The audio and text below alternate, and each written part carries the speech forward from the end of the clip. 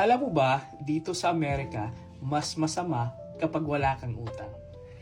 Hi guys, this is POV Pinoy. Welcome sa panibagong video natin.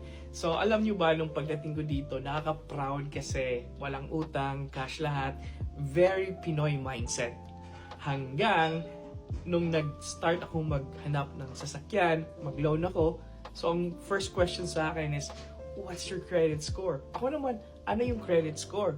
So doon ko nalaman na sa Pilipinas, iwas tayo sa utang. Dito sa Amerika, mas maganda pala kapag meron kang credit. So, okay pala na may credit ka as long as marunong kang magbayad on time. 'Di ba? So, sa mga Pinoy dyan na nandito sa US or kararating lang, your credit score is your reputation. So, if nakarelate ka, di ka nag-iisa. So, if nagustuhan mo ang ganitong klaseng video, paki-follow na lang din para ma-notify ka sa mga upcoming videos natin. Peace out!